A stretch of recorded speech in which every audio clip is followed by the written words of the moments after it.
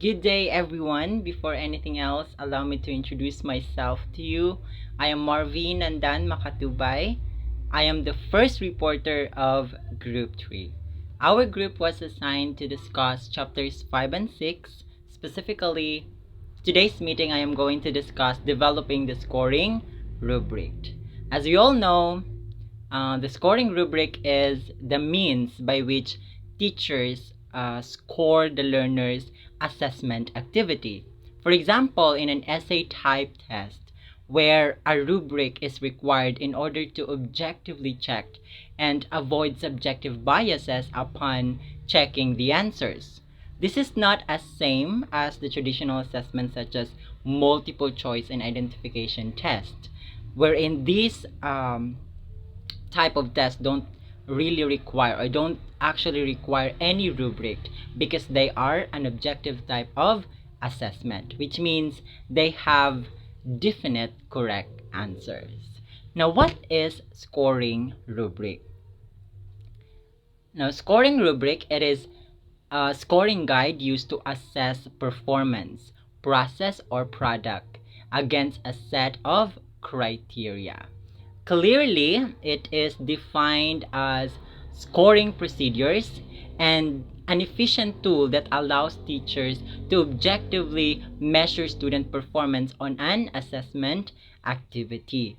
It displays criteria for different levels of quality against which students' work can be evaluated. This is also flexible and can be adapted to fit almost any type of learning product. Now, scoring rubrics are typically employed when a judgment of quality is required and may be used to evaluate a broad range of subjects and activities. It can be most useful in grading essays or in evaluating projects.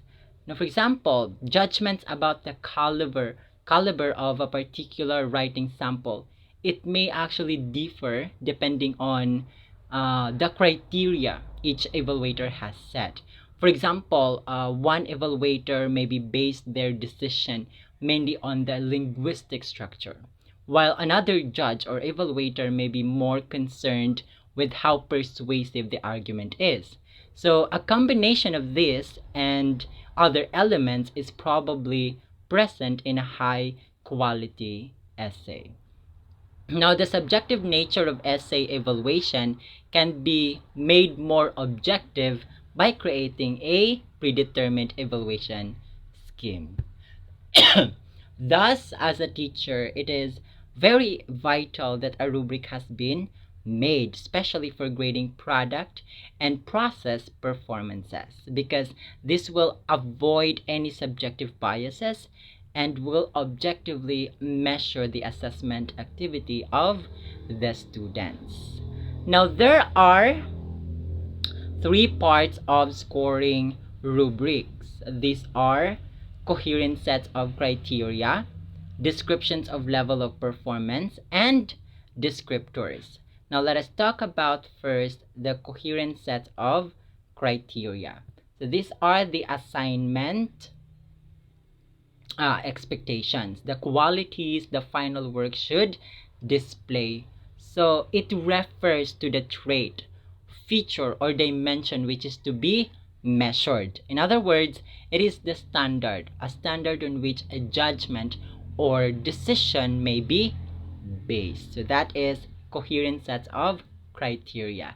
Next, we have descriptions of level of performance, which describe the degree to which a criterion has been met.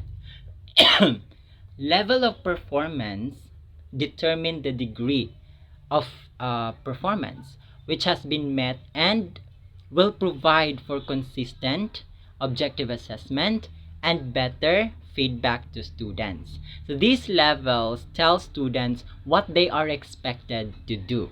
It can be used without descriptors, but descriptors help in achieving objectivity. The words Certain words can be used for levels of performance, which can influence a student's interpretation of performance. These words may include, or these words could be superior, moderate, poor, or above or below average. Now last, we have descriptors. So descriptors, it shows how the score is derived and what is expected of the students. Now descriptors are explicit descriptions of the performance. It spells out each level of performance for each criterion. This is also an important component of rubric because excuse me, because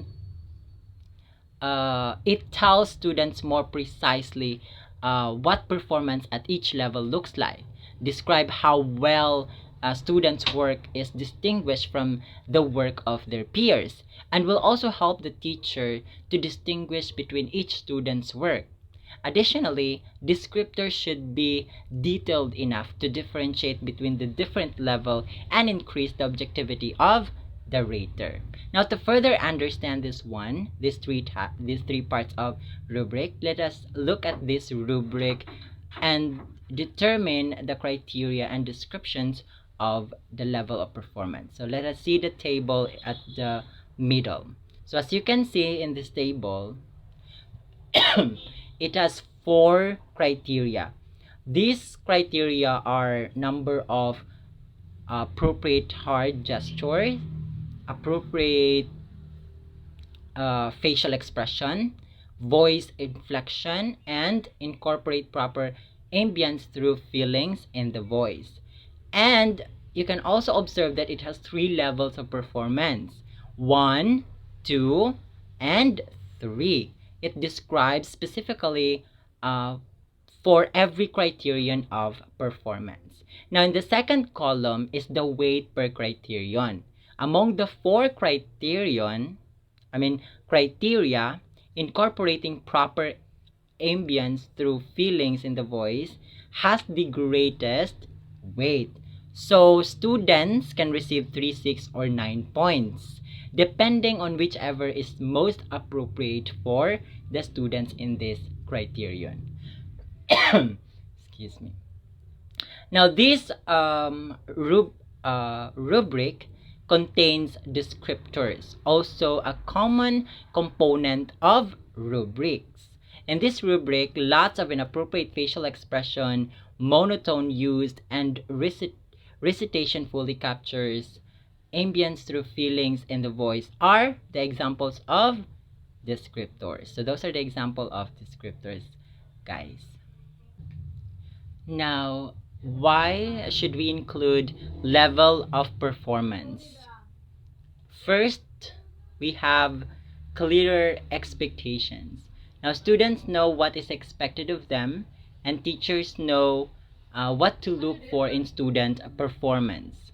Now, as a teacher, it is important that we explain to our students the content of our scoring rubric before they perform the activity, so that this will enable them to know what are expected of them to do and how they will achieve the assessment activity to an expected standard. This will educate the students about what good or bad performance looks like, particularly if descriptors for each level are included. Also, this will help the teacher to have a clear guide upon assessing the product-based and process-based performance of the students. Next, more consistent and objective assessment.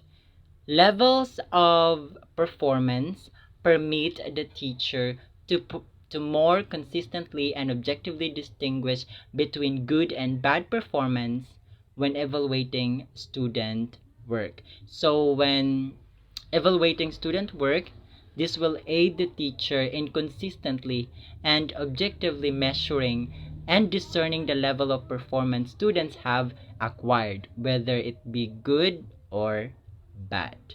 Next, we have better feedback. Identifying specific levels of student performance allow the teacher to provide more detailed feedback to students. Here, both teachers and students can clearly identify areas that need improvement. This is very important because it allows the teachers to provide detailed feedback to the students, in which the students can also assess and reflect on their own performance and determine which aspect they should work more on. Also, the teacher will be informed whether he or she has been effective in the process and will be guided as to where and what else he or she should apply in terms of the teaching and learning strategy. Now, there are elements of a quality rubric. First, we have criteria are objective and based on observable behavior. So it should be unbiased and attainable. Next, we have language clearly communicates expectation for students. It should be clear in order for students to easily grasp what are expected of them for a certain assessment activity. Next, a rubric clearly communicates strengths and weaknesses and how the students may improve their work. So it is important that it consists of level of performance and descriptors in order for the students to know what are strengths and weaknesses, and allow them to know how they will improve their work and how they will be graded. Next, rubric clearly communicates and next rubric provides effective feedback that is directly related to student performance on the assessment or task. So so it allows the teacher to provide detailed feedback to the students, in which the students can also assess and reflect on their own performance and determine which aspect they should work more on. Next, and each performance level is clearly stated so that it can easily be distinguished from the others. So to know whether how good or bad the performance of every student is. So those are the elements of a quality rubric. It should be considered, or it should be learned by the teacher to really assess the performance of the students, and also in order for the teacher to avoid subjective biases. Instead of that, he or she will be able to objectively measure the assessment or the performance of the students. So those are uh, my report, and I hope you have learned something from me. And I will now give the floor to the next reporter. Good day, I am April Rose Franciscati and I'm the next reporter. So we're done discussing about the scoring rubrics and its three major parts. Now moving on, I will discuss the analytic versus holistic rubrics. So for a particular task to assign students, we want to be able to assess how will the students perform on each criterion, or do you want to get a more global picture of a student's performance on the entire task? The answer to that question is likely to determine the type of rubric you choose to create or use. And that is the two types of rubric, the analytic or holistic. Now, talking about analytic rubrics. So analytic rubric articulates levels of performance for each criterion so the teacher can assess students' performance on each criterion. It also provides specific feedback along several dimensions and descriptions of products. It also breaks the objectives into component parts. In addition, each portion of analytic rubrics is scored independently using a rating scale. Also, the final score is made up of adding each component's parts. So it means analytic rubrics allows you to assess participants' achievements based on multiple criteria using a single rubric. You can also assign different weights or value to different criteria and include an overall achievement by totaling the criteria or written in a table form. You can also provide feedback on strengths and weaknesses into a criterion that can be weighted or scored. So talking about criterion can be weighted and provide feedback on strengths and weaknesses. However, it will take more time to develop. Now, as you can see, this is the example of analytic rubrics. So under the criteria, it has multiple factors under criteria. And these are the number of appropriate hand gestures, appropriate facial expression, voice inflection, incorporate proper ambience through feelings in the voice. It also has the weight and their definition. So the title of this rubric is a recitation rubric under analytic rubric. So this is the example.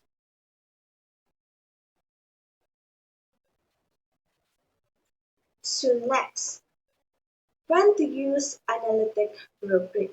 First, analytic rubrics are more common because teachers typically want to assess each criterion separately, particularly for assignments that involve a larger number of criteria. It also profiles of the specific strengths and weaknesses are desired. So again, using analytic rubric, this is when the teacher highlights the strengths and weaknesses of their students through feedbacking.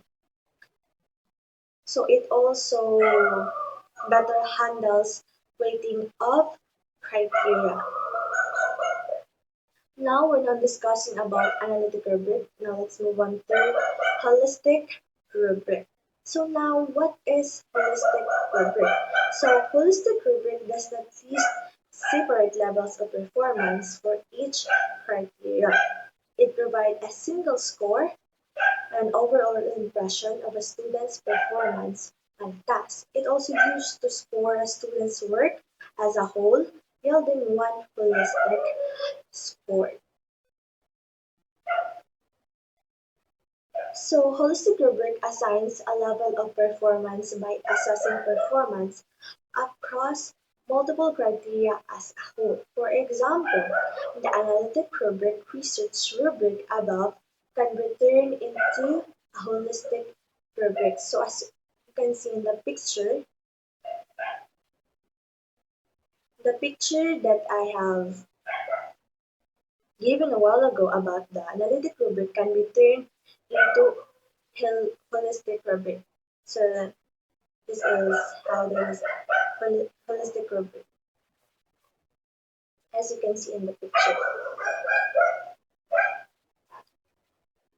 So it means in this table, a holistic rubric consists of a single scale with all the criteria to be included in evaluation being considered. For example, clarity, organization, and mechanics. For the holistic rubric, the rater assigns a single score, usually in 1 to 4 or 1 to 6 point scale. It is based on an overall judgment of a student work. So the performance descriptions are written in paragraphs and usually in full sentences, as you can see in the picture. Moreover, holistic rubrics are best to use when there is no single correct answer or response and the focus is on overall quality, proficiency, or understanding of a specific content or skills. Now, holistic rubrics should be used in cases where the assignment of the student or skill or behavior based only in a required set of written criteria. For example, in their assignments that require multiple sections of descriptions.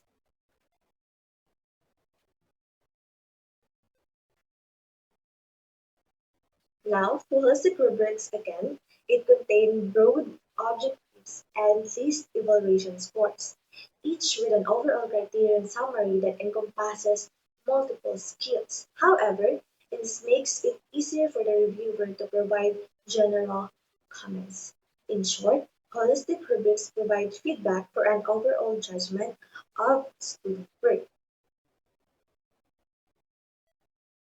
So when to use holistic rubric. So holistic rubric tends to be used when a quick or gross judgment needs to be made, for example, on students' work. Second, holistic rubric can also be employed for more substantial assignments. Next, the assessment under the holistic rubric is summative, for example, at the end of the semester or major. And lastly, holistic rubric can use in assessing significant numbers, for example, in one 50 student portfolio or more. Now let's move on to how many levels of performance should I include in rubric. So first, there is no specific number of levels in rubric that should not assess. It will vary depending on the task and your needs. Um, you should also start with a smaller number of levels of performance first criterion and then expand it necessary. For example, in an oral presentation rubric, amount of eye contact might be an important criterion. Performance on that criterion could be judged along the levels of performance. Just like for example here, so the criteria is to make an eye contact with audience, while the definition or the rating scale under it is never, sometimes, or always. Next, so if you're done constructing the three levels of performance, it may be sufficient for discriminating students' performance, but they may not be accurately represent all variations, so you need to expand the levels to include never, rarely, sometimes, usually, and always. That could be necessary to better understand and improve the eye contact performance um, under the rubric of oral presentation. So, so we recommend that the fewer levels of performance be included initially because such as first in making a rubric is first tips easier and quicker to administer. Second, easier to explain to students and others. And lastly, easier to expand than larger rubrics to shrink. So that could be all. Thank you. Good evening, everyone. In a way, I am Joe Maranisa, who is intended to lead that the process of developing rubrics. As we all know, rubrics is an education tool that allows us to objectively measure student performance on assessment activities. Now, let's start how to decide on appropriate criteria. It indicates here that in developing or in selecting a rubric, the first question we ask is what are the criteria for a good performance on or product of that the rubric ought to assess. The criteria should be the most appropriate and most work performance or product as described in the learning outcome and not characteristics of the performance or product of task itself. As we all know that the criteria serve as a tool for teachers to monitor and judge the students' learning progress. Therefore, teacher must provide appropriate criteria In order to achieve that, the teacher will think first um, what characteristics of a criteria that should to the given task. Example, in a writing task, the teacher must include what would be the most work criteria. For instance, the teacher will include um, quality. In, for example, this task is a writing task. So in the criteria, the teacher will include um, quality of writing, grammar usage, and mechanics, etc. So those criteria that are included are all appropriate and must work to assess students' performance. Now let's proceed to the desired characteristics of criteria for a classroom or rubrics. As what I have said earlier, in providing criteria, it should be appropriate to the given task. So what are the desired characteristics of criteria for a classroom rubrics? So first, the criteria should be appropriate. So its explanation. Each criterion represents an aspect of the standard curricular goal or instructional goal or objective that the students are intended to learn. Meaning, the criteria should serve as a standard, a goal or objective that the students must achieve. So the criteria should appropriate.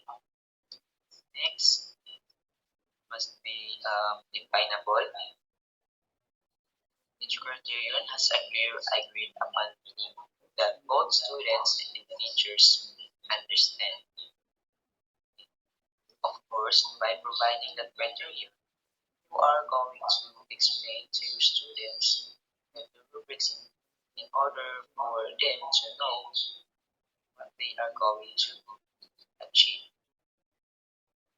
Next, characteristic observable.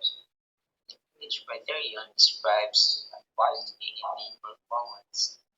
Can be perceived means seen or someone other than the person performing.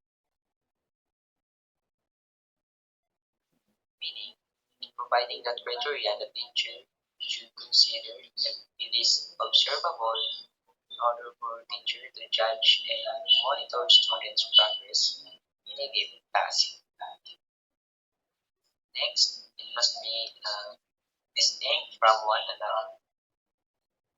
Each criterion identifies a separate aspect of learning outcomes and performance as intended to assist.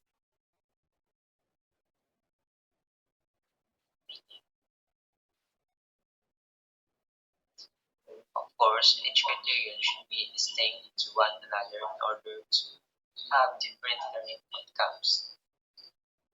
Dapat na lahi-lahi ang criteria nga i-include. Let's say, for example, there are four criteria in the group.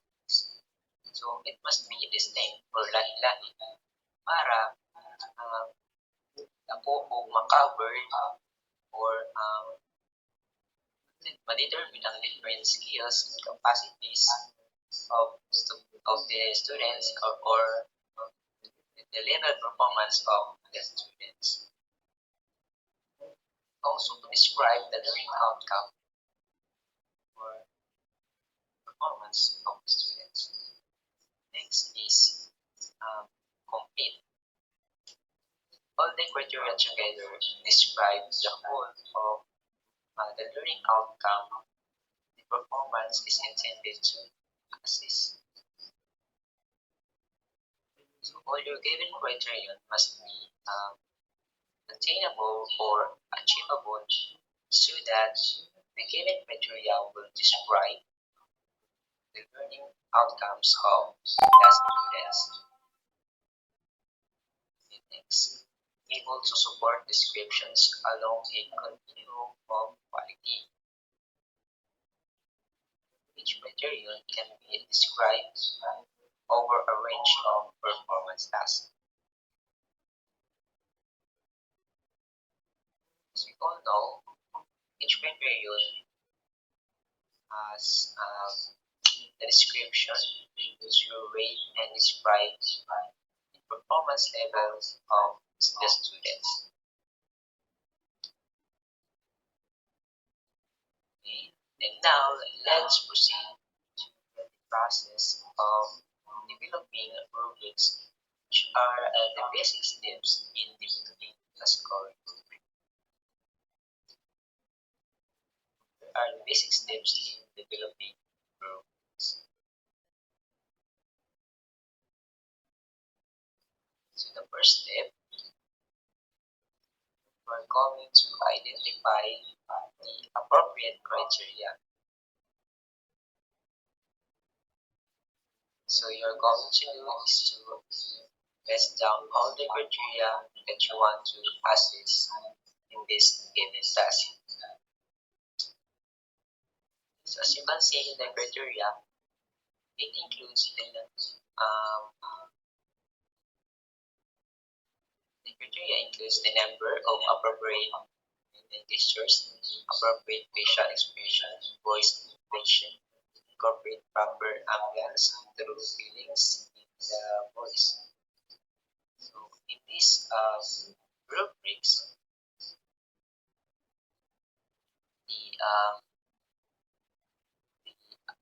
appropriate criteria are all identified.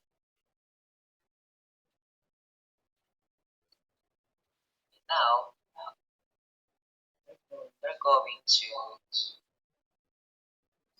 describe each level of performance through grading descriptors. Going to write grading descriptors for each levels of performance. Go. The next step, step 2, for each criterion, formulate the descriptions of performance along continuum of quality. Now, you're going to formulate the descriptions for the objective that you want to achieve by the students. So since you're already list down all the criteria, so we're going also to formulate the description of those criteria. After that, you're going to describe each level of performance that serve as a grading descriptors for each level of performances. So as you can see in this recitation rubric, there is a description of performance per criterion, which is 1, 2, and 3. Other than 1, 2, and 3, there are the other descriptors you can use in scoring rubrics. Example, not meeting, approaching, exceeding, exemplary, proficient, marginal, unacceptable, advanced, intermediate, high, intermediate, and novice. Exceed expectation, meets expectation, doesn't meet expectation.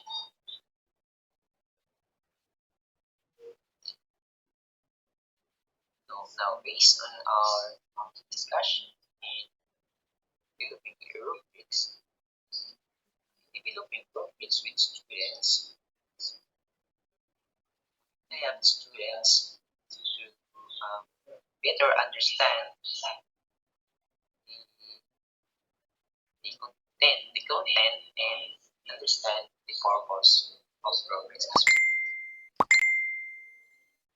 Now, let's proceed to another type of rubrics, which are general rubric and task-specific rubric.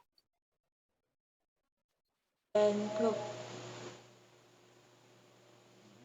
Now, let's proceed to another type of um, rubrics, which are general rubric and task-specific rubric. General rubric are particularly useful for fundamental skills such as writing, math problem solving, human fields like creativity. They contain criteria that are general across tasks, that's why they can be used. These general rubrics can be adapted in different grade levels to make them task specific rubrics.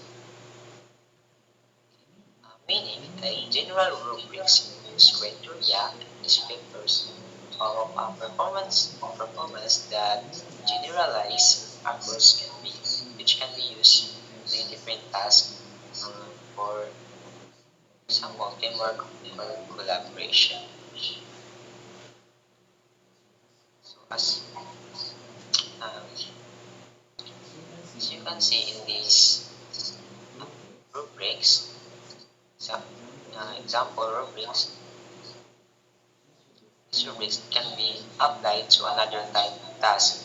For example, group work report presentation, group work report presentation task, and other that can be assessed by all these criteria.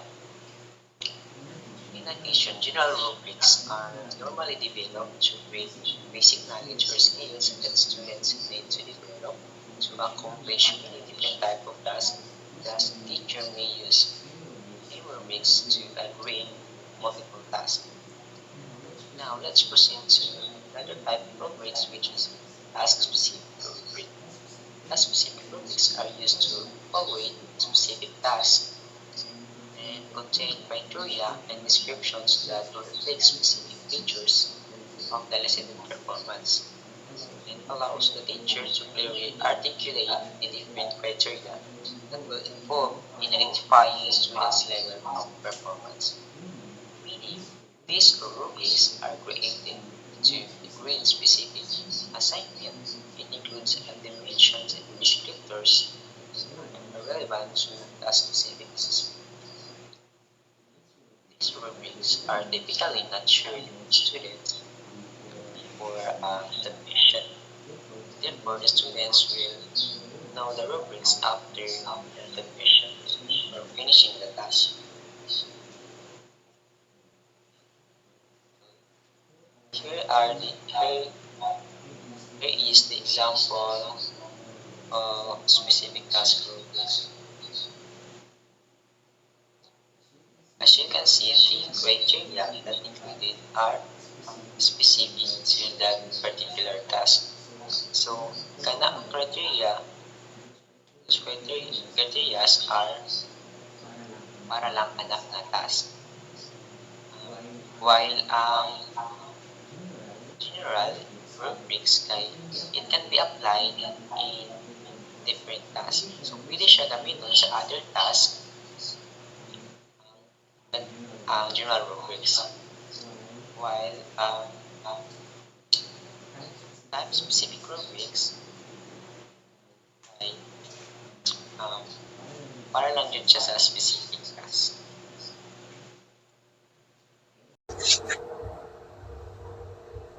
Good day, everyone. I am Regine M. Padog, and I will be discussing the importance of rubrics.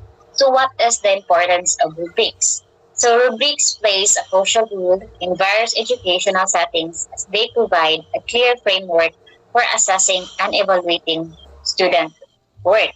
So, rubrics are important because they promote or they promote consistency, objectivity, and fairness in giving a grade. So, by providing explicit criteria, the rubrics enable teachers to communicate their expectations to students. So uh, the rubrics allowing them to understand what is required to meet the specific learning objectives. So, moreover, the rubrics provide students with a clear understanding of how their work will be evaluated, or facilitating self-assessment and also the self-improvement. So, overall, the importance of rubrics enhance the assessment process by providing a structured and transparent method for evaluating student performance, and it also promoting the meaningful learning outcomes. So, according to um, Bookmart, so Bookhart 2023, it explains how rubrics can ensure learning. So first is rubrics help teachers teach. So when teachers develop the rubrics, they get very much clarified with the criteria by which learning will be assessed. So the rubrics help teachers teach is these rubrics are valuable tools that assess the teachers and effectively teaching by providing clear criteria and expectations for students' performance, and allowing for a consistent assessment and feedback throughout the learning process. So, um, the it also facilitates the targeted instruction and promote student engagement and enable the educators to communicate learning objectives more effectively. So the second is the rubrics help students learn. So this criteria and performance level descriptions in rubrics help students understand what performance and criterion of performance are expected of them. So these rubrics um, help the students by learning or by providing clear and specific criteria for evaluating their work, or which allows them to understand expectations and focus on relevant aspects on their learning and of their learning. So additionally, the rubric helps students learn, offer a structured framework for self-assessment, enabling students to reflect on their progress and identify areas for improvement. So the third one is the rubrics help coordinate instruction and assessment. So most rubrics should be designed for repeated use over time and on several tasks. So these rubrics serve as a valuable tool for coordinating instruction and assessment by providing the clear guidelines and criteria for evaluating student performance. So uh, they they establish consistent standards, ensuring that both teachers and students have a shared understanding of expectations, and also facilitating effective feedback and targeted instruction. So, furthermore, the rubrics enhance student for learner agency. So, um, the agency the agency is characterized by the student's ability to set and pursue his or her own learning goals. So the agency is an important ingredients is an important ingredients for student success through college and careers, and most especially at the height of a pandemic when remote learning is the way to go. So we have the checklist and rating scales. So um, this checklist and rating scales, authentic assessment schemes, apart from scoring rubrics, exist in the arsenal of a teacher. So these are checklist and rating scales which are often confused with rubrics. So checklist and rating scales are two commonly used tools in various fields to access and evaluate different aspects of criteria. So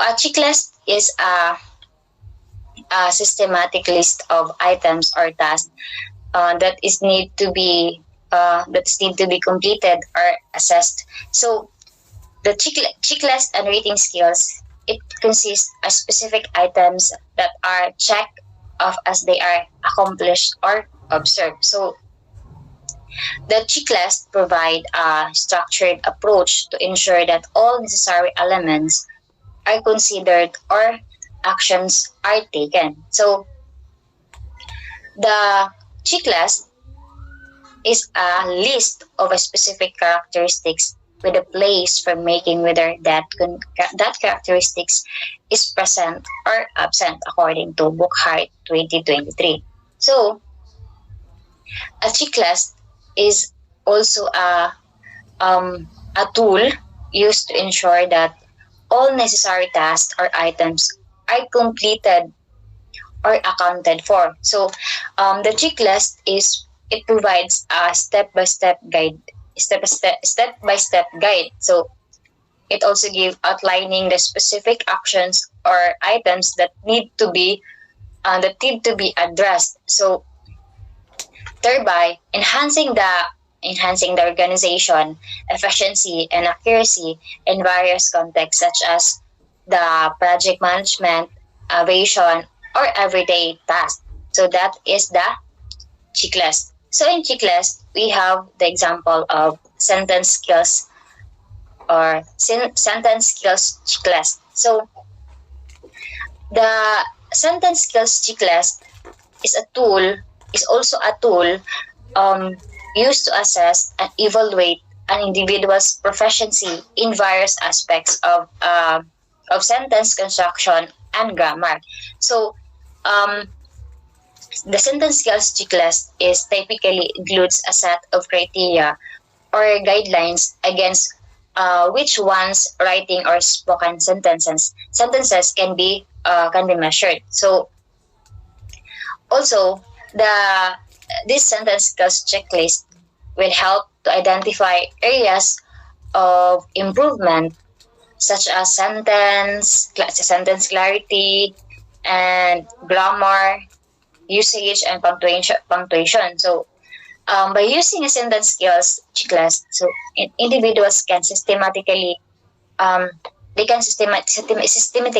evaluate their writing or speaking abilities and work on enhancing their sentence level skills for improved communication. So the example of this is the research reports. So it has an introduction. So it has a thesis sentence or research question. And the third one has at least 3 sources. And the last one is it includes a chart or a diagram. So now let's move on to the rating scale. So a rating scale is a list of specific characteristics with a place for making the degree to which characteristics is displayed. So the rating scale is also a tool or a method used to assess or evaluate the quality or the characteristics of something based on a predefined set of criteria. So the rating scale typically involves assigning a numerical value or a descriptive label to indicate the level or degree of a particular attribute or feature being measured. So, for example, in a customer satisfactory survey. So a rating scale of 1 to 5 was used to assess overall product quality. So with 1 being very poor and 5 indicating excellent. So the respondents were asked to rate their experience based on factors such as the durability or the performance and value for money. So that is the rating scale. So now let's proceed to the frequency rating scale. So a frequency rating scale is a type of measurement scale used to assess the frequency or accuracy of a particular event, behavior, or response. So it is commonly employed in research, surveys,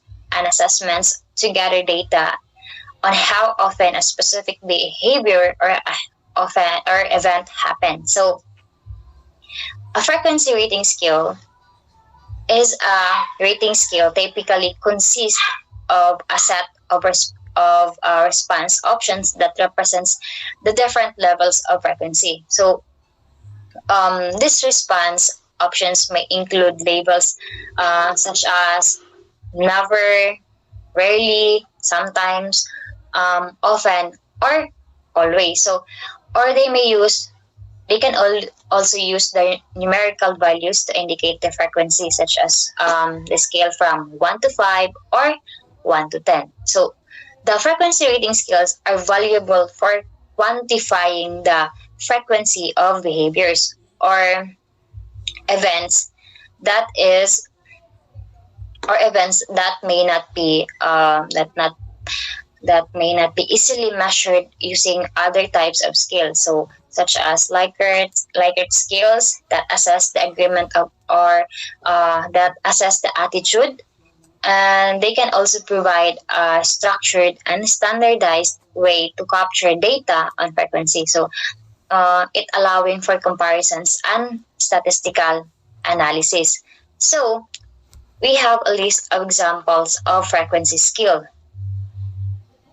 which is scale that has the root information into a correct equation, identify the unknown and the problem, converted Celsius temperature to Kelvin, and also the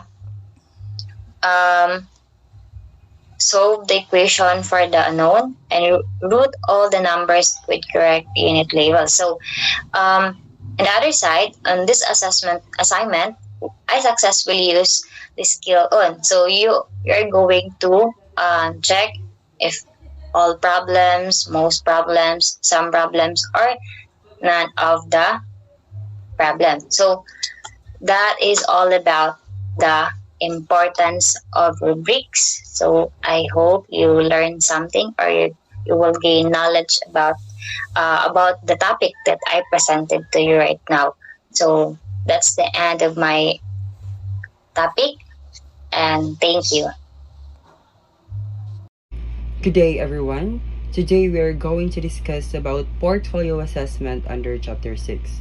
But before that, let me first introduce myself. My name is Christian M. Bustamante from BEd 3B. Let's begin with discussing first or defining what is portfolio. Now, when we say portfolio, the word portfolio comes from portar, which means carry, and foglio, which means a sheet of paper.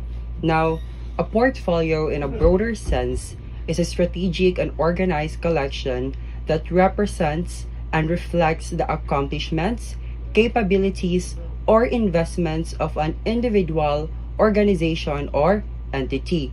It serves as a tool for communication and evaluation in various fields, including creative industries, academia, finance, and more. But a portfolio in assessment is more than a collection of documents. It is a systematic and organized collection of a student's work that demonstrates the student's skills and accomplishments.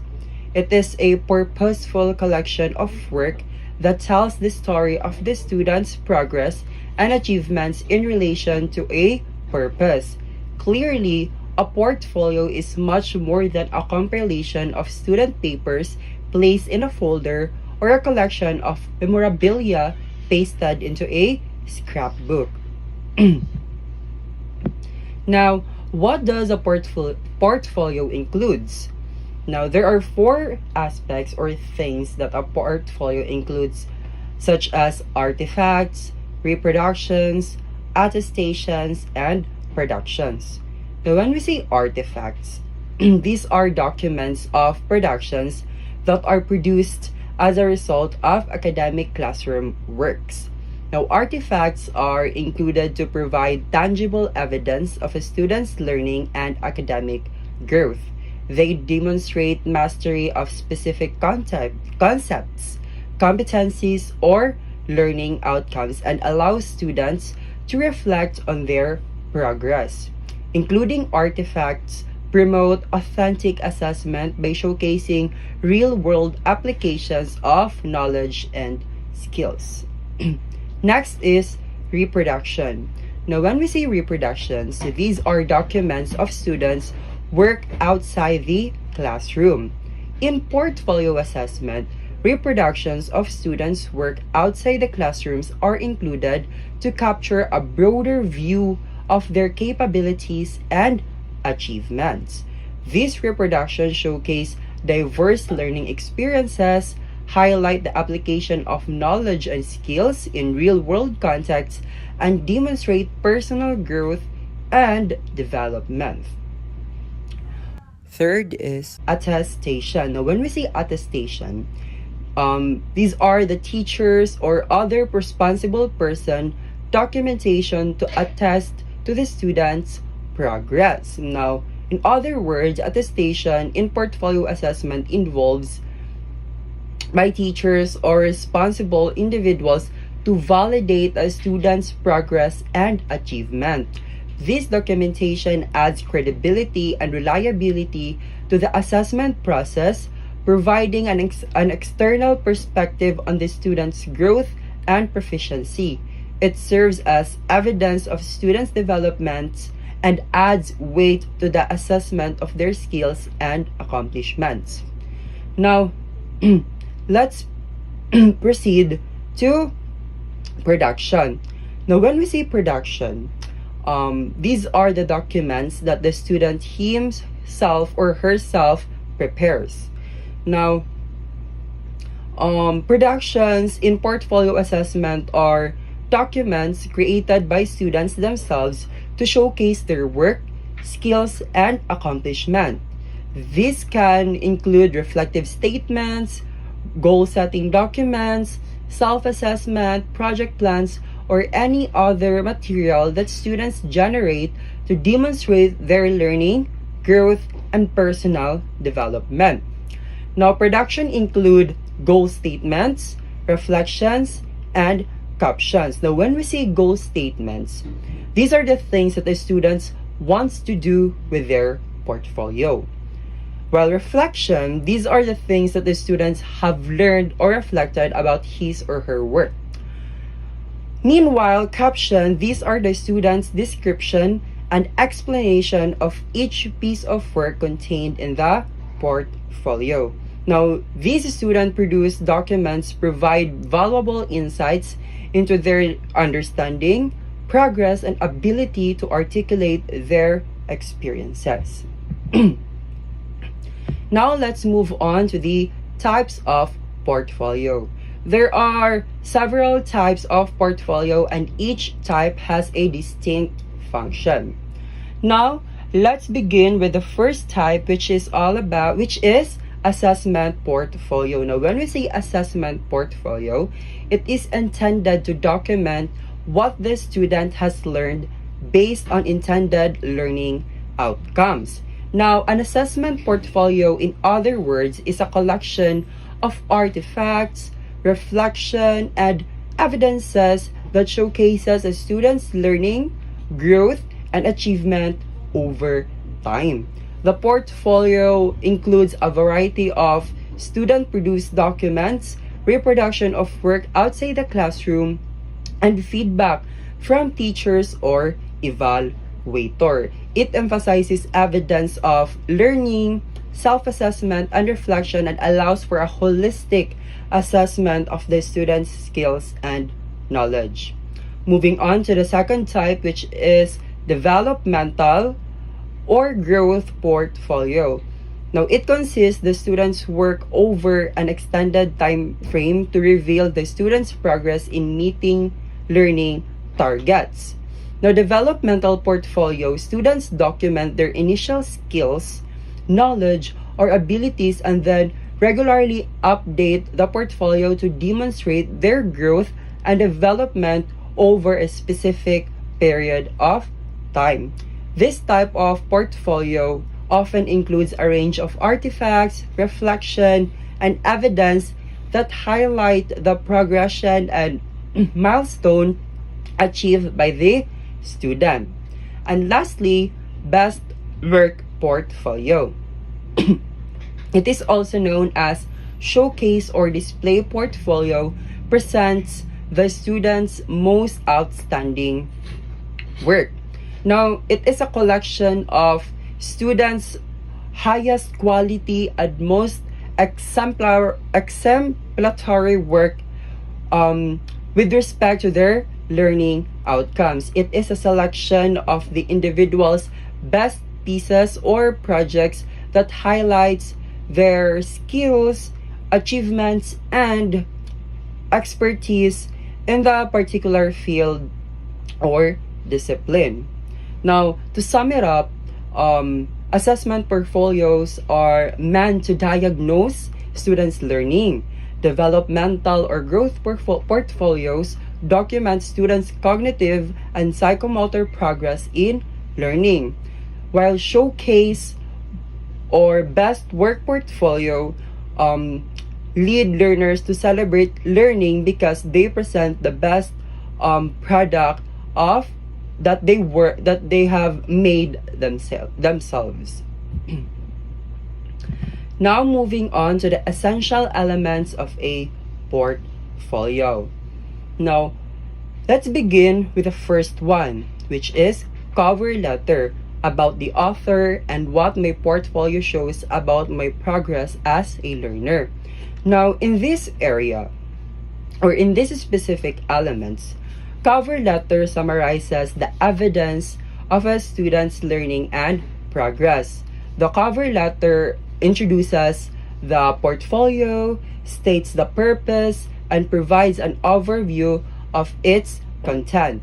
The About the Author section provides background information of the author, education, experience, and interest. The Reflection section highlights the author growth, skills, accomplishment, and areas of improvement as a learner. Now, these elements collectively provide context, showcase the author's identity, and demonstrate their development and learning journey throughout the portfolio. Second is table of contents. Now, table of contents serves as a roadmap for the reader, providing an organized overview of the portfolio sections and the artifacts included with each section. The table of contents typically includes a list of headings or sections along with the corresponding page numbers. It helps the reader navigate through the portfolio and locate specific items of interest. Third is entries. Now, entries include both core or items students have to include and optional or items of students' choice. The core elements are necessary for all students and provide a shared foundation for assessment decision. The optional item allows students to showcase their individuality. Students have the choice to include their best work as well as a piece that presented challenges or was less successful, providing explanations for their choices. Fourth is dates on all entries to facilitate proof of growth over time. Now, dates on all entries in a portfolio serve to provide a chronological record of the student's work and facilitate proof of growth over time. By including dates, the portfolio demonstrates the progression of students' learning and development. It allows for a clear depiction of how their skills, knowledge, and understanding have evolved throughout the educational journey. Basically, this reveals their growth over time. For the fifth one, it is drafts of oral, and written productions and revised versions. Now, including drafts of oral, such as presentations, speeches, and written outputs or works such as essays or reports, products demonstrate the students it demonstrates the students' process of creation. This draft can reveal the students' initial ideas, planning, and early stages of development. They provide insight into their evolution of their work and their effort put into refining their ideas and communication skills. Next is reflection. Now, when we say reflection, it is a vital component of a portfolio as it enables students to thoroughly analyze their learning experiences and personal growth. It involves self-assessment, metacognition, and learning from mistakes. Reflection helps students evaluate their progress, identify areas for improvement, and make meaning out of their experiences. By incorporating reflection in a portfolio, students enhance their self-awareness, deepen their understanding, and contribute personal insights, making the portfolio a more comprehensive representation of their learning journey. Now let's move on to the stages in implementing portfolio assessment effectively. We have 6 stages, beginning with identifying learning outcomes to assess through portfolio. Now, identifying learning outcomes to assess through portfolio, in this specific stage, educators or identify the learning outcomes they aim to assess through the portfolio. This involves determining the specific knowledge, skills, and competencies that align with the educational goals, ensuring a clear focus for the assessment process. Second stage is introducing the idea of a portfolio assessment to your class. Now, in this specific stage, this is where educators introduce the concept of portfolio assessment to their class.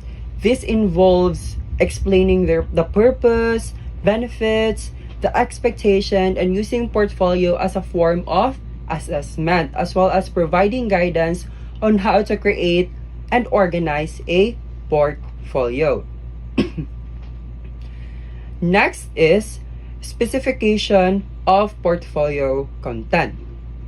Now, this involves specifying the content that should be included in the portfolio. This includes clearly defining the types of artifacts, evidence, or reflections that students should include to demonstrate their learning and achievement of the identified learning outcomes. Stage 4 is giving clear and detailed guidelines for portfolio presentation. Now, educators should provide clear and detailed guidelines for the presentation of portfolios. This includes instructions on the organization, format, and structure of the portfolio, such as the use of sections, labeling, and any required supporting documents. These guidelines ensure that students understand how to present their portfolio in a cohesive and professional manner, facilitating ease of assessment and evaluation. Next is informing key school officials, parents, and other stakeholders. Now, this is the time where educators inform key school officials, parents, and other stakeholders about the portfolio assessment process. This involves communicating the purpose, benefits, and logistics of portfolio assessment, as well as addressing any concerns or questions. Engaging stakeholders in the process fosters transparency, collaboration, and support, ensuring that all parties understand and actively participate in the portfolio assessment implementation. And lastly, development of the portfolio. Now, this stage involves actively creating and assembling the portfolio contents based on the identified learning outcomes and content specification as well. Students collect and organize artifacts, evidence, and reflections that demonstrate their learning, growth, and achievement. Now, these are the essential questions that the teacher can use to guide students in reflections and self-assessments. First is, what did I learn from the activity? Which is my best piece? How can I improve? Now, through these questions, the students will have the opportunity to talk to themselves, reflect, and ask the things that they have done and the things that needs to be improved. Now, all in all, portfolio assessment is a powerful and effective approach to evaluate student learning, growth, and achievement by compiling a collection of artifacts, reflection, evidence, portfolios. It provides a holistic and authentic representation of students' abilities, progress, and development over time. Thank you.